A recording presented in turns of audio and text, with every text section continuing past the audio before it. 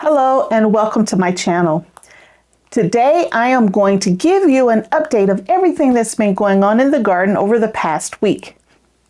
We've had a very busy week, so come with me and let's talk about all the things that we got done this week. Now that we're coming into warmer weather, I have to divide my time between indoors as well as outdoors. Let's start with the different things that we worked on outdoors.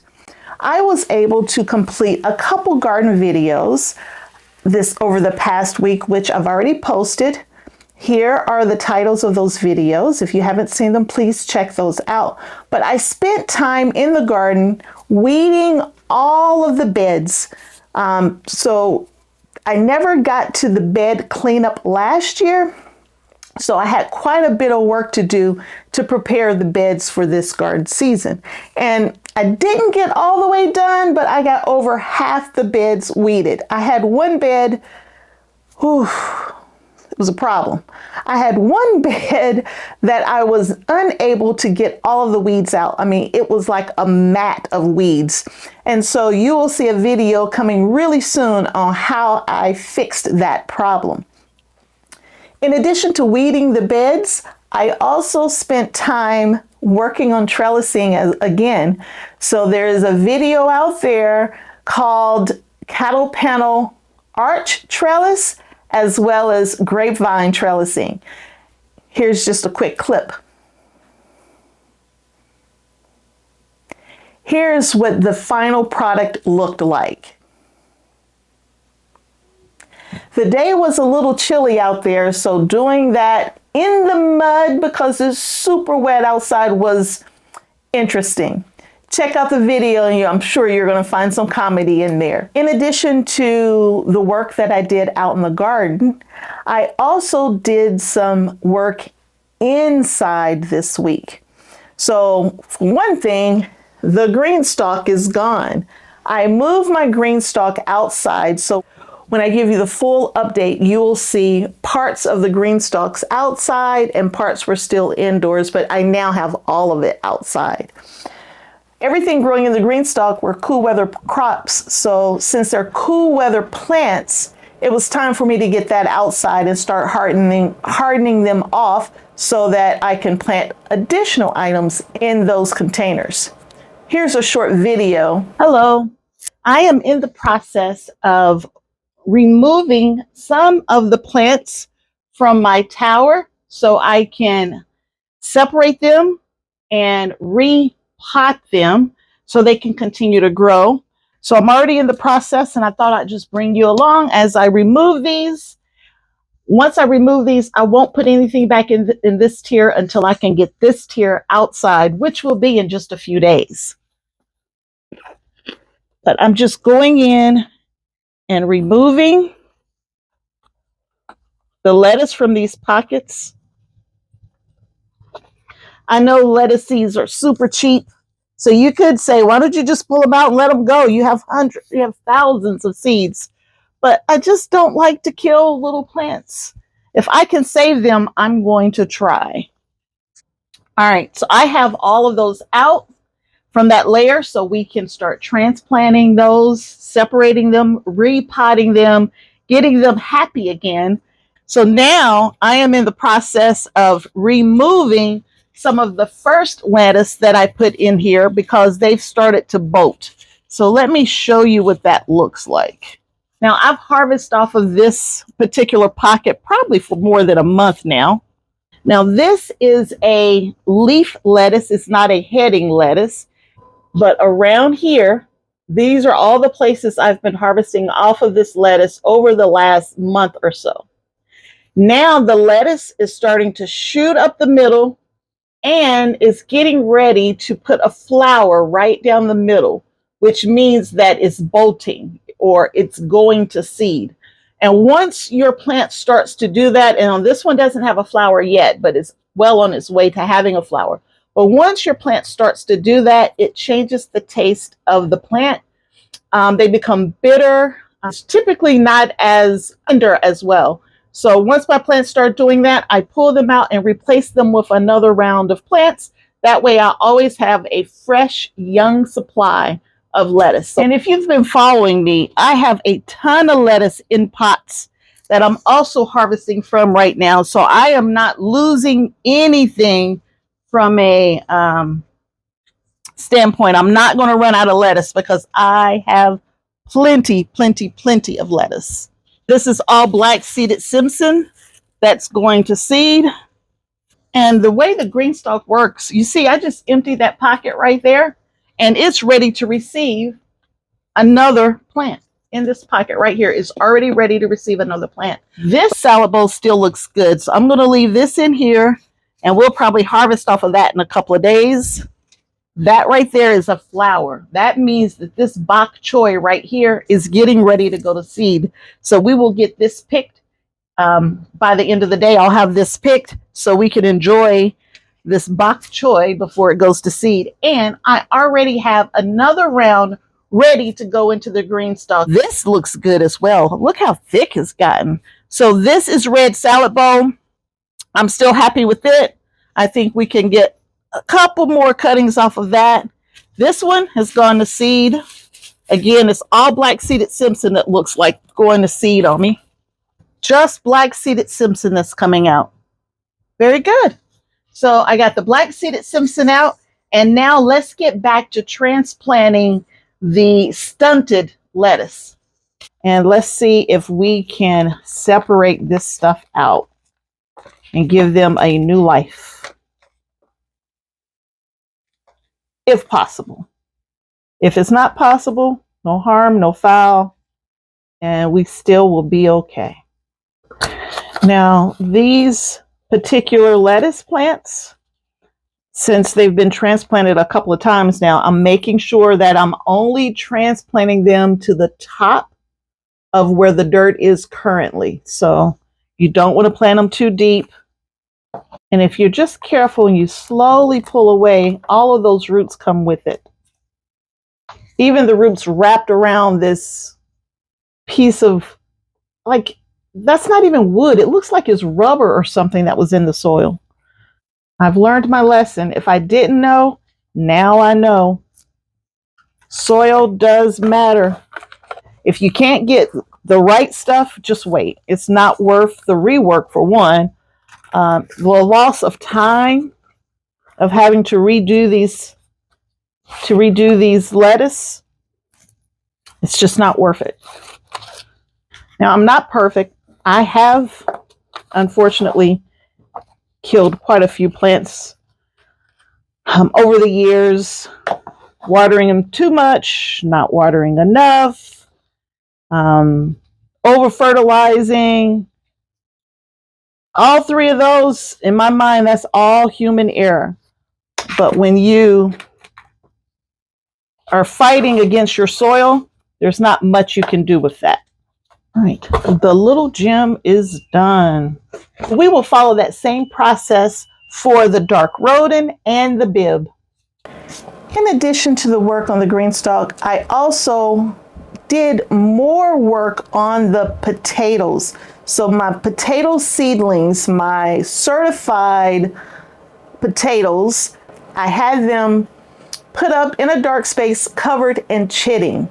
So most of the potatoes had decent sized eyes on them. So I went ahead and cut them into the pieces that they need to be in order for me to put them in my containers. Here's a short clip on that process. Welcome back. It's time for us to continue our chitting process. So the potatoes have chitted very nicely here. If you don't know how to prepare your potatoes prior to putting them into the ground, please check out my video on how to chit and prepare your potatoes for planting. Now that we have the potatoes chitted, now I could put this great big potato in the ground in one pot, and I will have plants coming off of each and every one of these eyes. So that'll be a lot of plants coming up out of one spot, which could cause the potatoes to be crowded out in one spot. So I am going to actually slice these So there's only a couple of eyes on each piece. So when I put it in the pot, there's only a couple plants coming out of each spot, which will give my potatoes more room to spread out and grow. So I'm going to show you that process. The only thing you're going to need to do this process is something to put your potatoes in so that they have a way to scab over, and something to put on the potatoes so that no fungus or any type of bacteria will grow where we're going to slice these potatoes. So if I look at this potato, it only has one good eye on it, only one, but there's some little baby ones coming in a couple of other spots. So I am going to separate the one good eye away from the teeny baby one here, and hopefully that one will go ahead and sprout out, and it'll give me an additional spud to put in the ground. So I'm just going to cut it.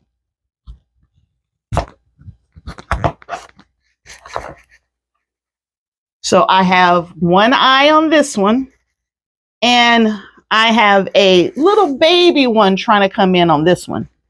Now, the next step is to let this dry out. If I try to put this in the ground right now, I risk exposure to different fungus and bacteria and other diseases because it's still wet. It's open, right? It's like an open wound on the body. So if you had an open wound on the body, you cover it up so that no germs can get inside. Same thing with your potatoes. This is an open wound, and we need to protect that wound from any types of bacteria, fungus, germs, disease from getting inside. So until this scabs over, it's vulnerable. So one way to do that, to protect it, like put that Band-Aid on it, to put that Neosporin on that wound, is honey. So I just have some honey in this container here, and I'm going to take the potato and I am just going to coat that bottom side in honey. And I make sure that I get honey all over the whole piece. And once I have the honey on there, now I know that no germs, no disease, no bacteria can get in. Honey will protect the potato while it's drying and scabbing over. So I'm just going to place that into my little tray here with the honey side up. That's going to give that potato time to scab over. I decided to make this process just a little easier. I have my paintbrush. So instead of dipping, we will paint it on. Oh, that's so much easier. So I don't have honey all over me and I'm not getting sticky. So, oh, that's so much easier. Yes. So I painted the honey on, and I'm just going to sit this up in this tray here so that it can start scabbing over. So we will do that for all of the prairie blush. The potato, when it's coming up underground, doesn't need all of this potato, the inside of this potato. What it needs is that eye, and making sure that the eye is on a piece of potato and having that skin around it is more important than having a huge potato. Sometimes it uses all of the energy of the potato, and you'll go to dig your potatoes up and there'll be nothing left but just the outside skin of the potato. And sometimes the potato is still there at the end of the day. Nothing's changed. It's still a whole potato. So it just depends. So I've seen it both ways. So there's a good solid eye on this part. Oh, there's a little baby one. There's a baby eye coming in on that one. So let's cut this one this way. Put some honey over there so that it doesn't get all moldy, and put it in its little pocket. And once these scab over, I can go ahead and plop them in my containers. And I do container potatoes. I don't do in-ground potatoes. In-ground potatoes is just too much work. One, trying to find them all to get them all out of the ground. You always leave some behind. And it's just so hard to dig through the soil. Well, when it's in a pot, a bucket, a container, all you got to do is flip it over and all your little prized possessions, all your potatoes just pour out. And as you mix through the dirt and you keep mixing the dirt up, another one will pop out and another one will pop out. It's like a surprise. You have no idea what you're going to get. Now, this is a perfect one. There are eyes on so many sides of this one. So I definitely want to split it up, and it's going to give me several very nice plants. So I am going to choose the cut of least resistance here. Sometimes I accidentally call it Potomac, but with the red Pontiacs, these are late potatoes. But if you want like new potatoes, like little small red potatoes, just pick them young. Once you start seeing flowers on your potato plant, there are potatoes underneath, and you could technically start harvesting them at that time. So that's one thing about the red Pontiacs. You can harvest them early as new potatoes, or you can wait because these are late season potatoes. And if you wait, you will get a much bigger, massive, bulky potato. Like this massive red potato right here. This thing is huge, but we don't need that to go into one spot. It would put so many potatoes concentrated in one area. So we are probably going to get multiple ones off of this one if I cut it just so. All right. And you want as few cuts as possible because everywhere you cut is an open wound, and you're going to need to make sure that it completely scabs over before you put it into the ground if you want the best results. Otherwise, they could rot on you. And I have had that happen. I have put them in too quickly. They didn't want to wait, right? I think I'm, trying to beat time, and I didn't want to wait. I put them in the ground, and I kept going over to the potatoes, and there was this weird smell over there. And I couldn't figure out what was going on. And sure enough, they rotted in the ground. So we don't want that to happen. We're going to let the process take as long as it takes. That's why you start early. Now, if you had a very small potato, very small, that had eyes on it, there's no reason to cut them open. But when they're huge, then you want to cut them open to maximize the number of plants that you can have. Okay, we will work on the sapelmira next. And these are my most precious potatoes, the sapelmiras, because I've been wanting this potato for so long. I do not want to mess these up in any way. Now, this potato is so small, I am going to keep this one whole. Since these potatoes can get really large, you don't want to crowd them out in your containers. So I will either be going with a 10 or 15 gallon or up to a 25 gallon container on these. One of the things that I've done before, I've crowded them out in my garden. And I think that was one of the reasons why I didn't get nice size russet potatoes. Another time, I ordered potatoes and they just got to me so late. So they didn't even have time enough in my garden, or I got, should I say, anxious, and I couldn't wait for them to fully die back, that I picked them too early. So this year we're going to have patience.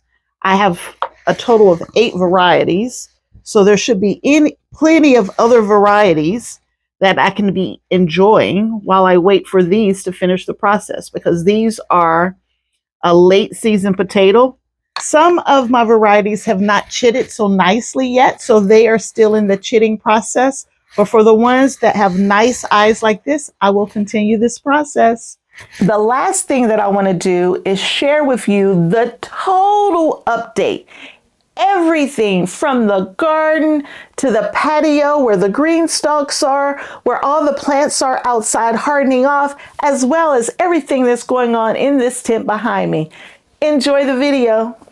Welcome back to my weekly update.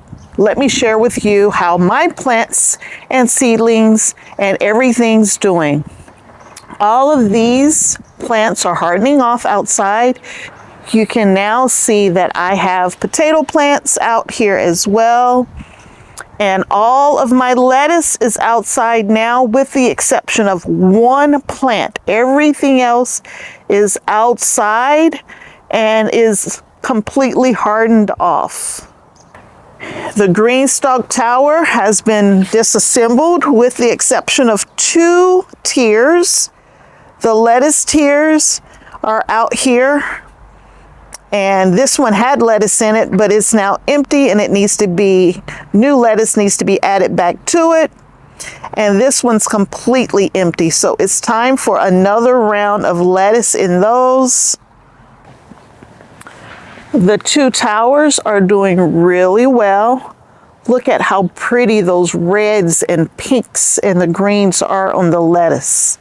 Just gorgeous. And this tower has greens in it. So you have mustard greens, curly kale, and dinosaur kale. And they're doing wonderful. I still have potatoes that I'm working on cutting into smaller pieces and putting honey on them and putting them in an egg tray. The flowers are starting to come up. So the marigolds are up, as well as the zinnias and the straw flowers. Down here we have the tomatoes and lettuce. There's pak choi in here.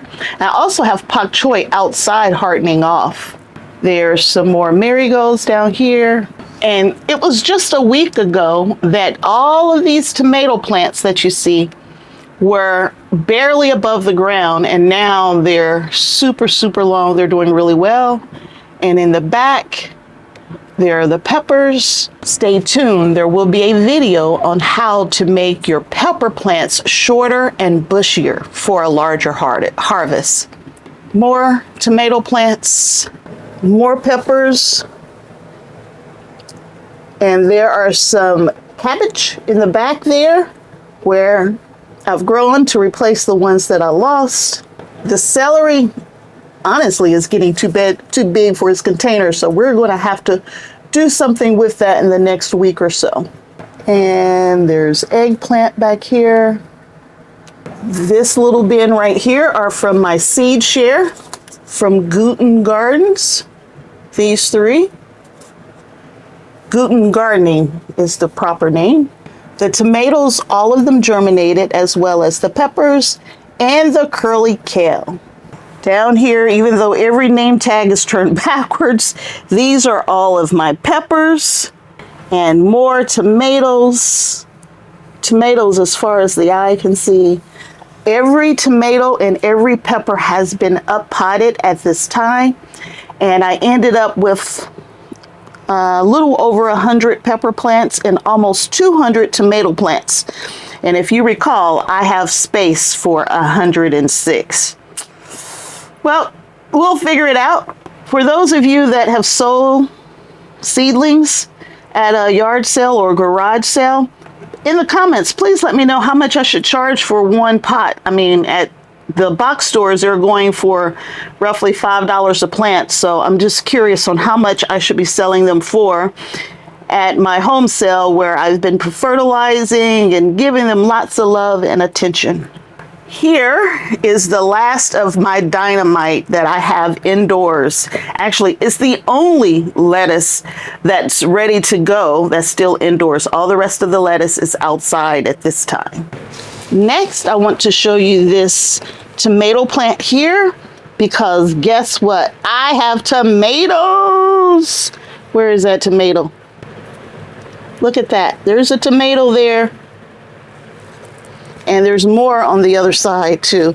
So we have tomatoes. We're there. Tomatoes are coming in on this micro dwarf plant. On the floor of the space, I have a whole flat of different lettuces that will be going outside. They're not ready to eat. They're still growing. These are the ones that I pulled from the GreenStalk and separated them out, thinned them, and put them in their own individual cell, and they are just as happy as they can be. I have another flat of tomatoes back here. These are all dwarf tomatoes, and I buried them all the way to the tippy tip tops of the leaves, and they're doing well. One more over here, a mixture of tomatoes and lettuce. And then back here are my sweet potatoes. I've pulled off 4 so far. Like this one needs to be pulled off as well, but they're coming in At $25 for, I think it was 10 slips, I'm going to save a ton of money with this. So the GreenStalk I have completely disassembled, and I've moved all of the tiers outside except for 2. Now this tier I will be moving outside as well to start hardening it off, but I wanted to harvest the bok choy before I did so. And I wanted to share with you this particular plant right here. So this bok choy is going to seed. You see how in the center of the stem, and you go up the stem, it's starting to put flowers on. That means that it's bolting or going to seed. So if you ever hear that term, that's what it means. And it'll change the taste and the flavor of that plant if you wait too long to harvest it. So we will harvest all of this bok choy in the next day or 2 and enjoy it. So this is that really bad soil, and even though I do have flowers finally coming in on this one, all the rest of these are stunted.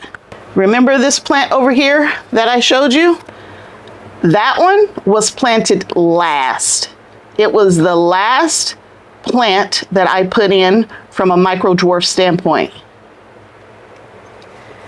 These were put in first, and they are struggling. The same way that I took the lettuce out of that top tier, I'm going to do the same thing with these micro dwarf tomatoes, because this soil is horrible. I mean, look at the sticks. I mean, it was horrible. So please, please, please consider the soil that you're using, because if it's not good soil, you're going to have issues. Now, my GreenStalk did amazing on the tiers that had good soil. So the bok choy did amazing. I had 2 layers that had lettuce in it that for over a month we ate off of that lettuce, and it did amazing, and it's still doing well even though I've taken it outside. This is not doing amazing. So we're going to take it out. We're going to just pot it up until I can take it and start it outdoors. I've never shown the indoor growing space from this angle, but my tent has a door on the side here, which I was using to harvest off of the GreenStalk that was here. And I never explained the fan.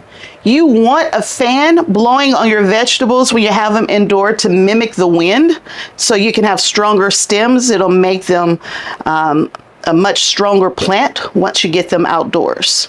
That's it for my April 1st weekly update. I hope you enjoyed this update, and I'll bring you another update next week. We will keep these videos coming so you can see everything that I'm doing indoors as well as outdoors. Thank you for stopping by, and have a blessed day. Bye-bye.